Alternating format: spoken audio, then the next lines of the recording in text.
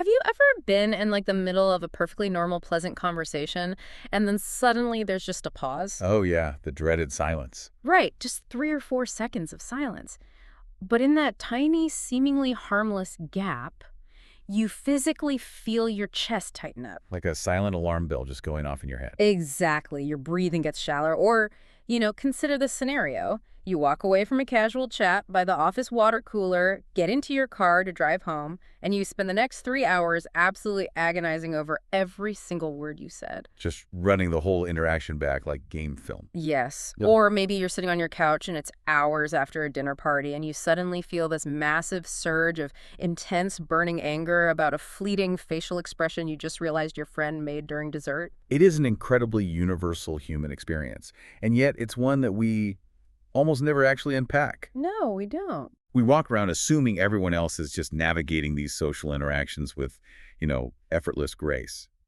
Meanwhile, we're secretly sweating on the inside, totally convinced we are the only ones misreading the script. And that is actually the core revelation of the sources we're diving into today. We are going to completely reframe those exact moments of panic, rumination, and conversational freezing. Which is so needed, because the reality is these incredibly common, deeply distressing conversational anxieties often look completely identical from the outside. Right. If a third party is watching, they just see two people having a quiet moment. Yeah, just two people sitting there. Mm. But internally, Yeah. the mechanisms driving that silence or that rambling or that delayed anger, they actually stem from two completely different maps of the world. MAPS is like the perfect conceptual framework here.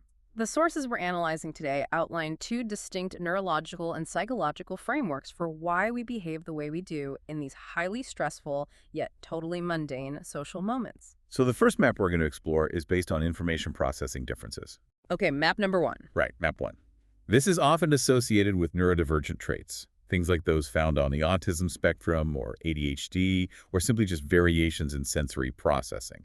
So it's fundamentally about the hardware. Exactly. It's about how a brain literally takes in, filters, and decodes sensory data and language from the environment around them. Okay, so if map one is the processing hardware, what is map two? Map 2 is rooted in trauma, specifically defensive responses that are developed in early childhood. You'll often see this linked to the psychological concept of adult children. Which sounds like an oxymoron, right? Adult children. It does. But to clarify what that means, an adult child refers to someone who grew up in an environment where they had to take on adult emotional responsibilities far too early. Like having to manage the adults in the room. Yes, exactly. If you grew up around volatile, unpredictable, or emotionally unavailable caregivers, you didn't get to just be a kid. You became a hyper-vigilant emotional manager. Just constantly scanning the room to predict the next storm. Right, so MAP 2 isn't necessarily about a neurological processing difference. It's a deeply ingrained physiological survival strategy that is carried over into your adult life. And I want to set a very clear baseline for you listening right now. Our mission today is not to diagnose anyone. Absolutely not. We are Yeah. not conducting a clinical assessment here. Right, and you don't need a formal diagnosis to benefit from this deep dive. Our goal is to just unpack the hidden mechanics, the why and the how behind our most frustrating social behaviors. We're going to break down machine gun talking, the tendency to interrogate people with questions, and that awful conversational paralysis. By the time we finish, you will have a completely new lens through which to view your own social anxieties. And honestly, just as importantly, the behaviors of the people you interact with every single day. There is a specific concept from the research that anchors this entire discussion. It suggests that feeling like you don't understand a social interaction is not proof of inferiority.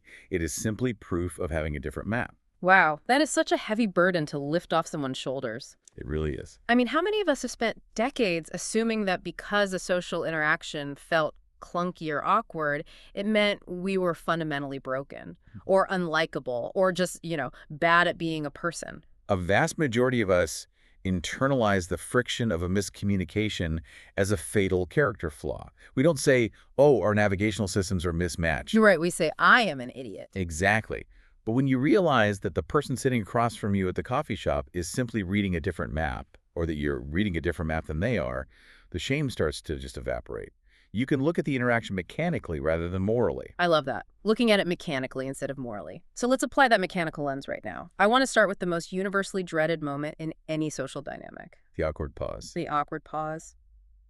Why does silence completely paralyze some of us? Well, to understand the paralysis, we first have to establish what silence actually functions as for the majority of people. For what the text refers to as neurotypical processors, a pause in a conversation is not an empty space. Wait, it's not empty. No, it is densely packed with invisible data.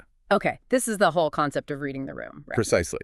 In those 3 seconds where nobody is speaking words, a neurotypical brain is running a massive background program. Like a computer processing in the background. Exactly. It is rapidly processing the other person's microexpressions. It's noticing the slight shift in their posture, the cadence of their breathing, the specific tone of the last word they spoke. That is a lot of invisible data. It is. The brain unconsciously gathers all this nonverbal data, synthesizes it, and uses it to calculate, what is the appropriate next thing to say. So the silence is actually incredibly full. But if we switch over to the first map, the information processing perspective, that silence is experienced in a radically different way. Radically different. For someone who leans toward being a literal processor or who has neurodivergent communication traits, their brain prioritizes explicit data. Words. Words. They tend to take language exactly at face value. So when the words stop, the data stream literally stops. Wow, so they don't get the invisible data. No, that silence isn't a rich tapestry of subtle nonverbal clues for them. It is a terrifyingly blank space because they struggle to automatically decode the implicit clues. The raised eyebrow, the shifted weight. They don't know what the correct next step is. Their cognitive process just hits a wall. It hits a wall and simply stops. Think about how tragic that is from the outside. Because the other person in the conversation is sitting there thinking, wow, this person is staring blankly. They are totally disengaged. They must hate talking to me. Which is a profound paradox. Because when someone operating on this processing map freezes in a conversation, they are absolutely not rejecting you. They aren't bored. Not at all. They aren't trying to abandon the interaction. They are actually trying so incredibly hard to properly engage with you, to find the absolute right thing to say to honor the conversation, that their entire operating system locks up. Oh, man. So it's a freeze born of deep sincerity and effort, not apathy. But we have to factor in the second map as well, the trauma perspective. Because someone operating on map 2 also freezes during a pause, right? But the underlying mechanism is completely different. Very different. If your brain is wired by early childhood trauma, a pause in the conversation is not a lack of data. It is an incoming threat. An incoming threat. Yes, it is a somatic physiological alarm bell going off in your body. Let's trace that back a bit. How does a child learn to actually fear quiet? Well, if you grew up in a volatile environment, silence was rarely neutral. If the house suddenly went quiet, it usually meant an adult was stewing in anger and an explosion was imminent. Oh, wow. So silence was the deep breath before the screaming started. Exactly. Or, alternatively, silence might have been actively weaponized against you, the silent treatment, which is a profound withdrawal of love and safety for a child. So your developing nervous system wires together two concepts. Silence equals severe danger. Yes. And your nervous system does not simply forget that lesson when you turn 18. It carries that wiring right into your adult life. Right, the body keeps the score. Always. So, you are sitting at a diner with a coworker. The conversation naturally lulls for a few seconds. To your coworker, it's just a pause to chew their food. Totally harmless. Totally harmless. But to your nervous system, the alarm sounds. Your brain screams, they are furious. I've ruined the relationship. They are about to attack me or abandon me. And your body actually physically reacts to that. Oh, absolutely. Your heart rate spikes, cortisol floods your system, your palms sweat. You are experiencing a literal fight or flight response to a benign lull in conversation. Okay, let me see if I can put an image to this. Tell me if this works. It's like the difference between sitting in a car that has suddenly lost its GPS signal in a new city versus sitting in a car and suddenly believing there is a live bomb in the backseat. That captures the internal stakes perfectly. Right.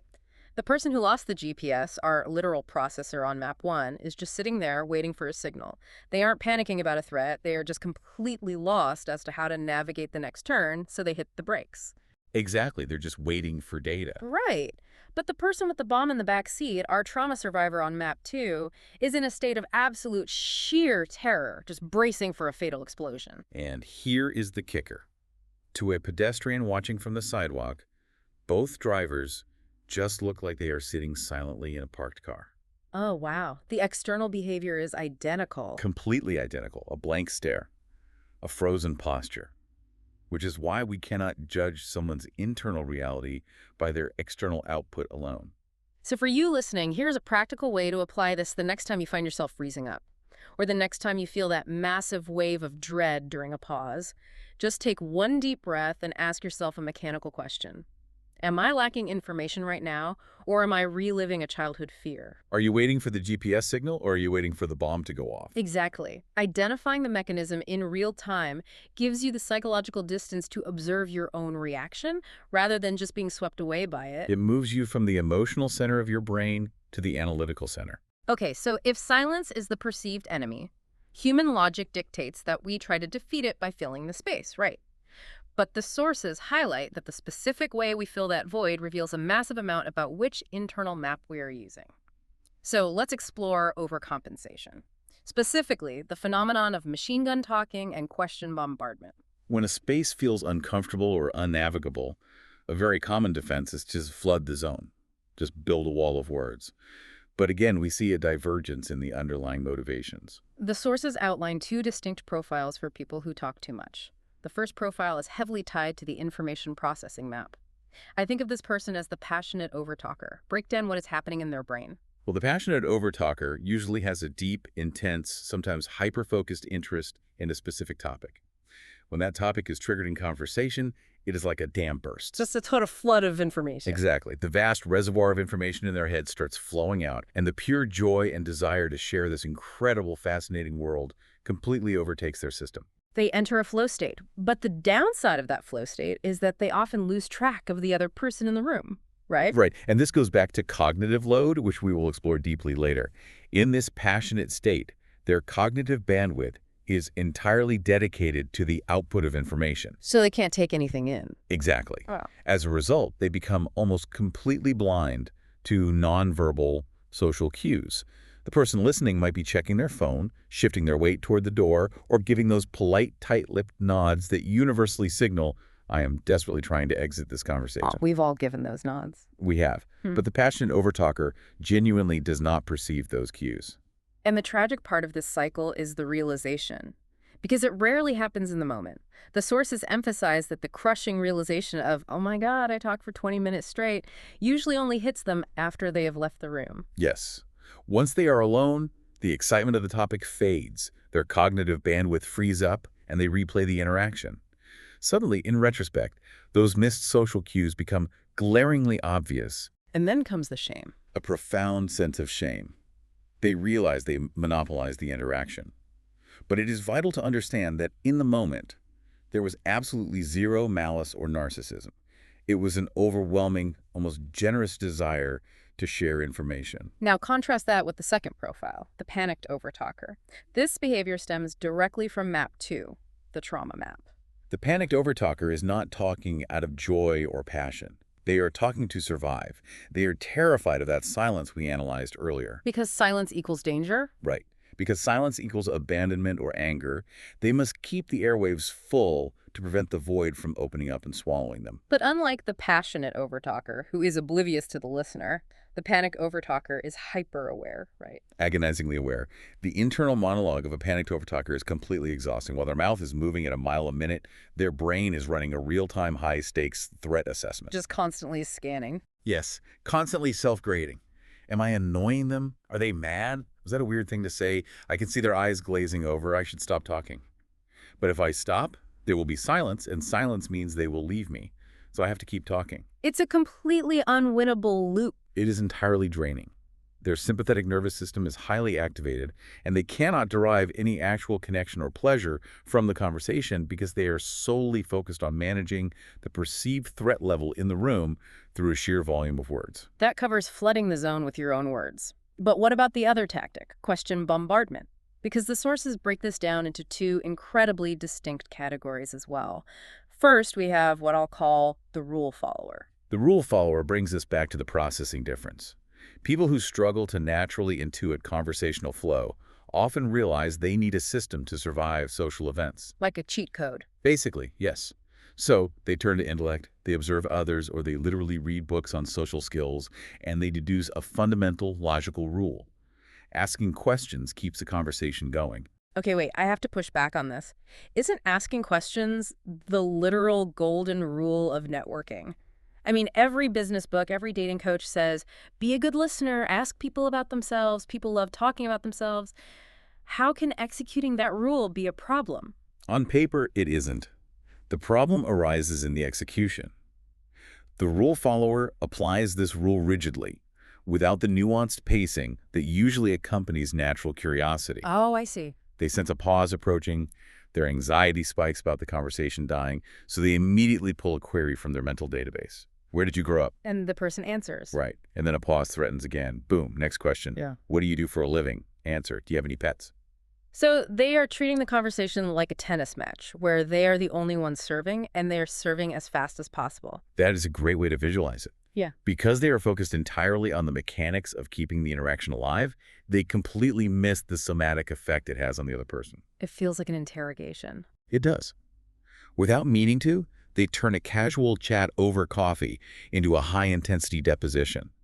The other person walks away feeling grilled, exhausted, and strangely alienated, even though on a transcript it would look like the rule follower was being incredibly engaged. It's the difference between being interviewed and being investigated. You can feel it in your body. You absolutely can. Uh-uh. Which brings us to the second type of question asker, which explains why we can feel that difference.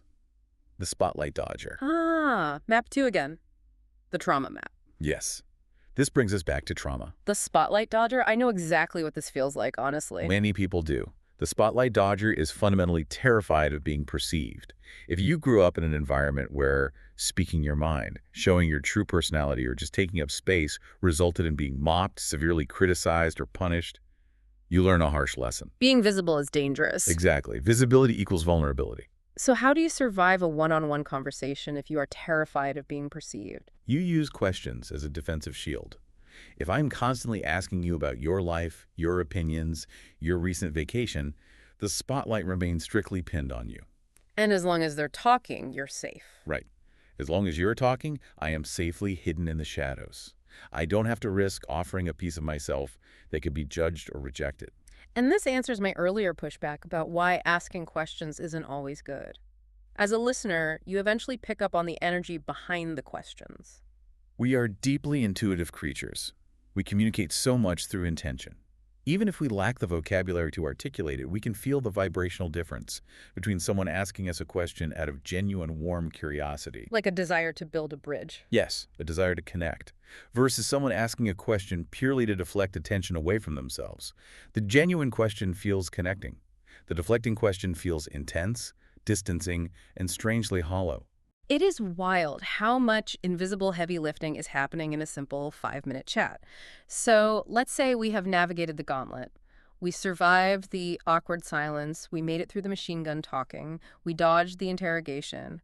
We say our goodbyes. We walk out the door and we get in the car. We are safe. The social stress is over. If only human psychology were that merciful. Right. Because as the sources dive into next, the physical conversation might be over, but the brain is just booting up for round 2.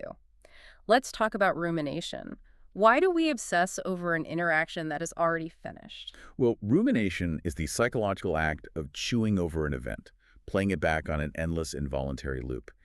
And just as we've seen with every other behavior, the sources identify 2 completely different engines driving this loop. The 2 maps again? Exactly. The first type of ruminator operates on the processing map. We can call them the detective. I love this framing. What is the detective looking for? Facts. Data. To the detective, a social misstep, an awkward pause, or a confusing farewell is treated as an incomplete data set. The brain essentially flashes an error message, does not compute. Where did the sequence fail? So they are replaying the conversation not to torture themselves, but to solve a logic puzzle. Precisely. They are scrutinizing the exact wording used, the sequence of topics, trying to isolate the specific variable that caused the conversation to go off the rails. Because the brain hates an unfinished puzzle. Right. There's a psychological concept regarding how the brain remembers uncompleted tasks better than completed ones. When a conversation lacks clear, logical resolution, the detective's brain refuses to close the file. It is a deep neurological need for comprehension. The puzzle has missing pieces, and the cognitive engine cannot power down until it finds them. It makes me think of a mechanic standing over a stalled engine. They aren't crying because the engine's stalled. They're obsessively checking the spark plugs, the fuel line, the battery, just trying to figure out the mechanical failure. That is the detective? A perfect analogy. But what happens if we look at the second type of ruminator, the one operating on the trauma map? Right, because if the detective is the mechanic trying to fix the engine, the second ruminator is someone standing in the rain, fully believing that their mere existence somehow caused the thunderstorm. That is a devastatingly accurate way to describe the judge. When the judge replays the conversation on a loop, they are not looking for missing data or mechanical failures. They are looking for evidence to confirm their own worthlessness. The sources specify that the focus shifts completely from the event to the value of the person. Exactly. The internal monologue of the judge isn't, "Why did that specific joke not land?" The monologue is, "I am a repulsive idiot. I ruin every interaction. Nobody actually tolerates me. They are just pretending." Wow. The minor social faux pas, clumsy goodbye, a misunderstood text, it simply becomes the latest trigger to reopen ancient foundational wounds of conditional love and childhood rejection. The brain uses a tiny modern-day social friction as undeniable proof that they are fundamentally unlovable. The sheer emotional weight of that is just staggering. And I think almost everyone listening has had at least one night where they lay awake in bed, staring at the ceiling, playing the judge over something incredibly minor. So how do we break that loop? What is the practical mechanism for getting out? The sources are highly pragmatic about this. Yeah. The very first step to escaping the cycle is accurately identifying which type of ruminator you are in that moment. You have to name the engine driving the loop. Okay, let's walk through the mechanics of that. Let's say I am laying in bed and I realize I am operating as the detective. I am obsessing over why a coworker gave me a weird look when I said good morning. If you identify as the detective, your intervention requires accepting a frustrating truth about human beings. We are not algorithms. Which is hard for the detective to accept. Very hard. But you have to actively remind your logical brain that human emotions and social dynamics rarely have clean mathematical answers. Sometimes your coworker gave you a weird look because they have a migraine, or they just remembered they forgot to pay a bill, and it has literally zero to do with the data you provided. So you just have to force the program to close. You have to practice overriding the system and giving yourself permission to close the file, even if the puzzle remains unsolved. And what if I am in the spiral of the judge? What if I'm convinced that the weird look means I am going to be fired and everyone hates me? If you are the judge, your work is about establishing separation. You have to consciously build a firewall between this single isolated interaction and your inherent global self-worth. That sounds like a heavy lift in the moment. It is, but you have to tell yourself, out loud if necessary, a clumsy text message does not erase my value as a human being. It requires the deep recognition that in this moment, you are fighting a ghost from your past. Like a critical parent or a bully. Yes, and you are projecting their voice onto the person you had coffee with today. Just separating the present moment from the past trauma seems like it would instantly dial down the intensity, at least a little bit. It doesn't cure the anxiety overnight, but it stops the spiral. It gives you a foothold. This brings us to what I consider the most fascinating and frankly validating insight from the entire stack of sources, the phenomenon of the time delay. Specifically, getting intensely, overwhelmingly angry about a conversation hours after it ended. It is a phenomenon that creates so much confusion and conflict.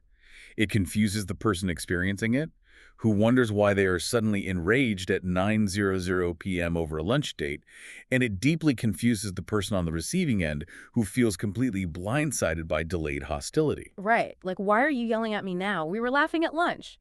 Let's unpack the mechanics of this. The sources describe a concept we can call the buffering brain. What is biologically happening in real time during a conversation that causes this massive delay in emotional processing? Well, we have to return to the concept of cognitive load and processing differences. For some individuals, simply participating in a real-time face-to-face conversation requires 100% of their brain's available RAM. Explain what you mean by RAM in this context, like computer memory. Think about the sheer volume of computation required for a conversation. You have to take in auditory data, the words, you have to decode the vocabulary into meaning. You have to synthesize that meaning with the context of the situation All at the same time. simultaneously. And then you have to formulate your own response, select the appropriate vocabulary, sequence the words correctly, and then coordinate the motor functions to physically speak. It's exhausting just listing it out. Right. For a neurotypical brain, much of this happens on an automatic subconscious background thread. But for someone with a neurodivergent processing style, doing all of that simultaneously is a manual, heavy lift process that maxes out the system's memory. The sources point out a very specific physical tell for this maxed out state, which completely reframed an experience I've had with people. Yeah. Staring off into space, often with wide, unblinking eyes. I am so glad you highlighted that detail. Yeah. Because culturally, we interpret a blank stare as incredibly rude. We assume the person is bored, tuning us out, or being dismissive. Right, like they aren't paying attention. But neurologically, this is actually a profound biological adaptation to manage cognitive overload. How does staring at a wall help you listen? Because visual processing takes up a massive amount of brain power. Processing the micro movements of someone's face, the shifting light in the room, the movement of people in the background, it is a heavy data load.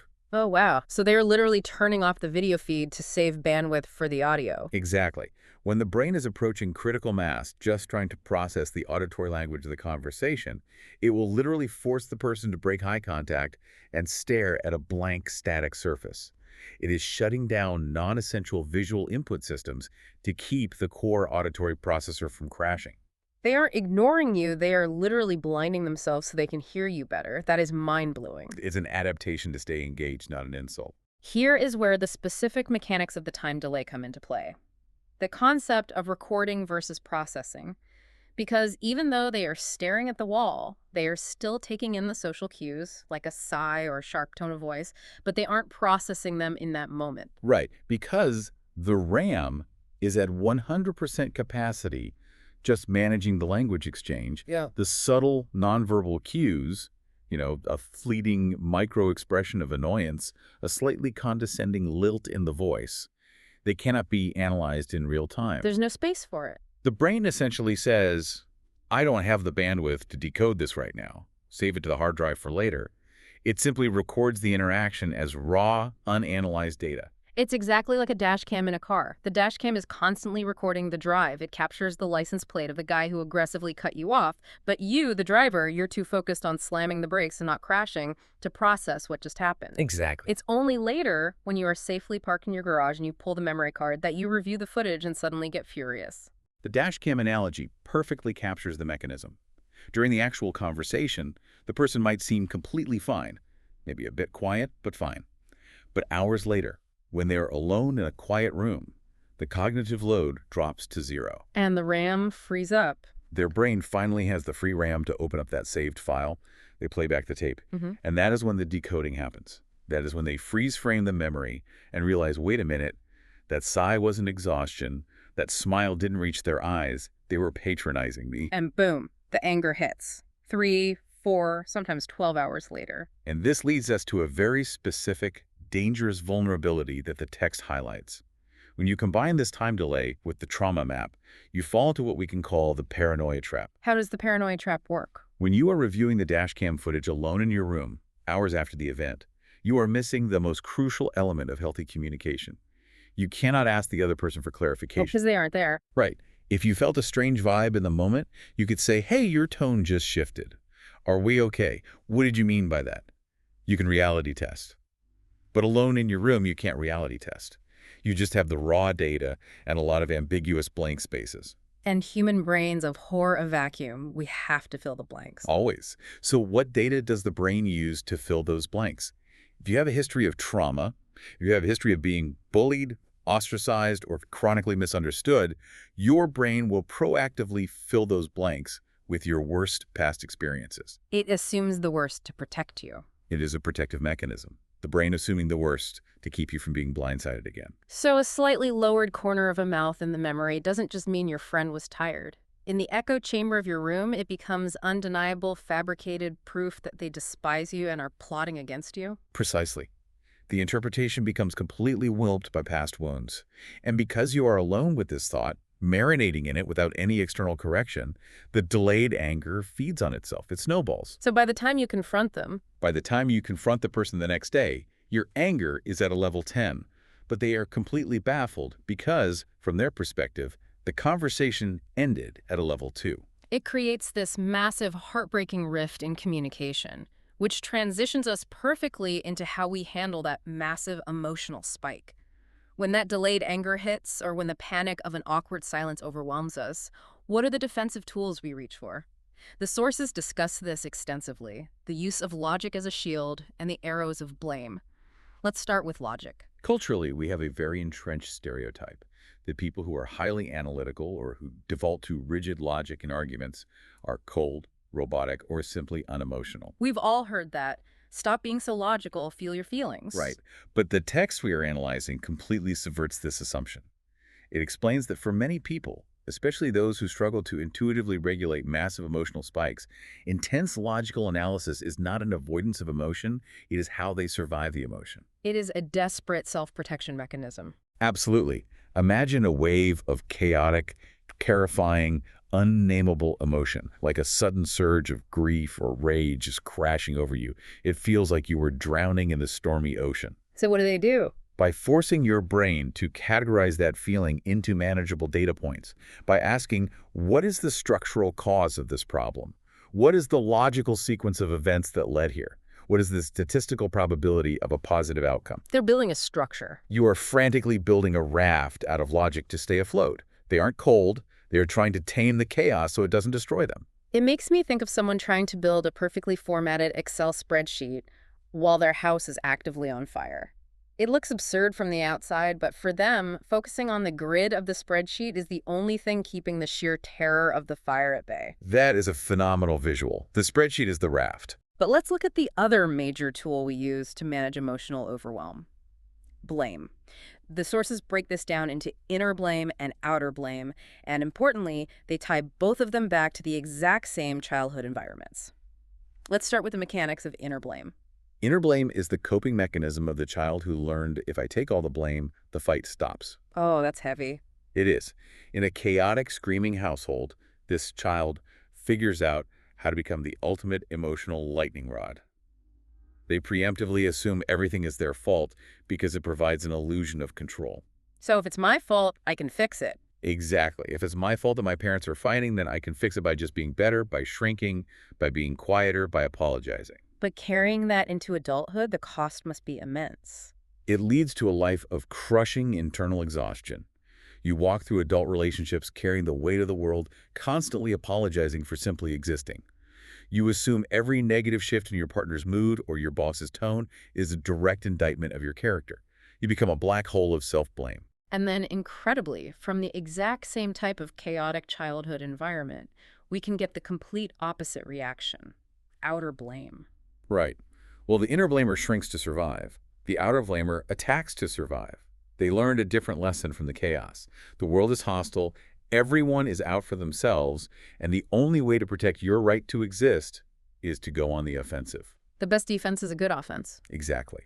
When they feel insecure, threatened, or clumsy in a social interaction, they immediately look for the flaws in the other person to deflect the heat. I'm not the problem. You are being irrational. You are too sensitive. You are the one who messed up. It manifests as intense anger, defensiveness, and sometimes cruelty. Yes. But the text provides a crucial lens here. Underneath that aggressive, attacking outer shell is the exact same terrified, vulnerable child as the inner blamer. They are experiencing the exact same core wound of unworthiness. They are just wielding a different shield. And here's the nuance from the text that absolutely fascinated me, and I want to spend some time on it: the concept of the flip. The flip is arguably the most vital mechanic to understand if you want to make sense of your own volatility in relationships. These modes, inner blame and outer blame, they are not permanent, fixed personality traits. Wait, they aren't? No, under enough pressure, they flip dynamically within the same person. Walk us through the mechanics of a flip. Yeah. How does someone go from constantly apologizing to suddenly attacking? Well, imagine someone whose default setting is inner blame. For months or even years in a relationship, they take the hit. They apologize for things they didn't do, they swallow their own needs, they drown in self-blame to keep the peace. They're absorbing it all. But the human psyche is like a pressure cooker. It can only compress so much internal pain before the structural integrity fails. When they finally hit that psychological breaking point, the valve blows. Oh. All of that compressed, inward-directed pain violently converts into sudden, explosive outward rage toward the other person. So they instantly flip from map 1 to map 2, or rather from inner to outer blame. Exactly. They go from everything is my fault, I'm so sorry I ruined dinner, to how dare you treat me this way, you're a monster, you always ruin everything in a matter of seconds. And the partner on the receiving end must get extreme emotional whiplash. They absolutely do. They think, where did this monster come from? But understanding the mechanics of the flip helps us see that the sudden rage isn't coming out of nowhere. It is the inevitable biological overflow valve for a system that has been poisoned by too much self-blame. So I want to pose a question for everyone listening to chew on right now. When a conversation gets tense or awkward, or you feel that spike of social anxiety, which default setting do you retreat to? Do you immediately assume you are the villain and start drafting apologies in your head? Or do you frantically scan the other person for flaws to prove why it's their fault, just to protect your own ego? It's such an important question to ask. Just notice the impulse. You don't have to fix it today. Just observe which direction your compass points. Observation without judgment is the prerequisite for change. Let's bring all of this together by exploring the root causes. Why are some of us so profoundly sensitive to these social bumps in the road in the first place? Why does a missed text message or an awkward pause derail our entire day while someone else just shrugs it off? The sources outline two very different types of foundational vulnerability here. The first type is what the research calls structural vulnerability. This aligns strongly with the neurodivergent processing map. Yes. For these individuals, deep distress and emotional dysregulation are triggered not necessarily by emotional malice from another person, but by situations ceasing to make logical or structural sense. Can you give us a concrete scenario of what structural vulnerability looks like in action? Sure. Imagine you have agreed to meet a friend at 2:00 p.m. at a specific coffee shop on the east side of town. You have built a mental structure for this day: the route you will drive, where you will park, the sensory environment of that specific cafe. You've mapped it all out. At 1:55 p.m., your friend texts you, actually, let's meet at the pub on the west side right now. A structurally vulnerable person might experience a complete neurological meltdown in their car. And from the outside, they look like an adult throwing a tantrum over a simple change of venue. Exactly. But it isn't a tantrum. It is a structural collapse.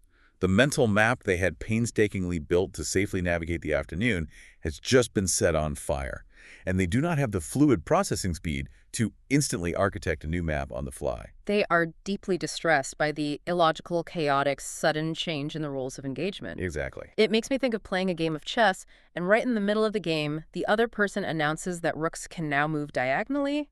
It doesn't matter if it's a fun new rule, the entire foundational logic of the game you were prepared to play has been shattered.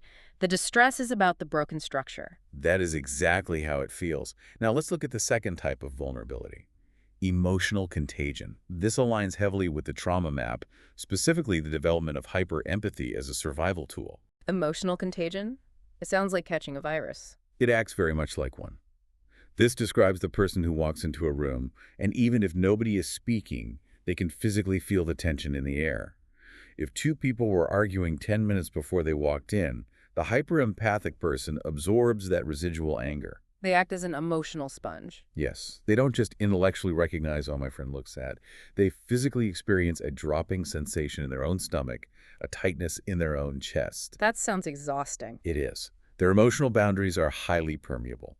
So for them, a minor social conflict or an awkward silence isn't just an intellectual puzzle to solve, it is a full-body, somatic experience of pain. I think of it like acoustic resonance. If you have two tuning forks in a room and you strike one so it vibrates, the other tuning fork across the room will begin to vibrate at the exact same frequency without anyone touching it. The hyperempathic person is a human tuning fork. They cannot stop themselves from vibrating at the frequency of the anxiety or anger in the room. A beautiful and highly accurate analogy.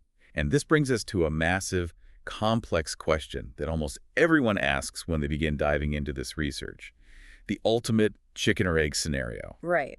Am I struggling to communicate because my brain is biologically wired differently, or am I struggling because I had a rough childhood and developed trauma responses?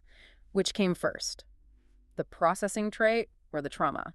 The text provides a deeply nuanced, though perhaps frustrating answer. They're hopelessly, inextricably intertwined. You cannot separate them. Let's trace the timeline of that tangled web. How do they fuse together? Let's trace the path of a child. Hmm. A person is born with innate neurological processing traits. Maybe they're a very literal processor. Maybe they struggle to filter out background noise. Maybe they don't naturally make eye contact. That is the biology, map one. Map 1. Because of those innate traits, they experience frequent, confusing social misunderstandings in early childhood. They miss a subtle cue, they speak too bluntly, they freeze during a game. And then the environment reacts to those moments. Exactly. And the environment is rarely kind to things it doesn't understand. The child is reprimanded by teachers for being rude or defiant. They are mocked or ostracized by peers for being weird. Their parents might become visibly frustrated with their inability to just act normal. Ah, and that friction with the environment is where the trauma is born. Yes, the innate neurological traits simply cause the initial friction. But the constant reprimands, the bullying, the chronic feeling of being misunderstood and rejected, that creates the trauma. But layers on top of it. That creates the intense, visceral fear of silence. That creates the panicky over-talking to avoid abandonment. That creates the hypervigilance of the tuning fork. The trauma responses of MAP 2 are layered directly on top of the neurobiology of MAP 1. They are baked into the exact same cake. And you cannot unbake a cake. You cannot easily extract the flour of your biology from the sugar of your trauma once it has been subjected to the heat of growing up.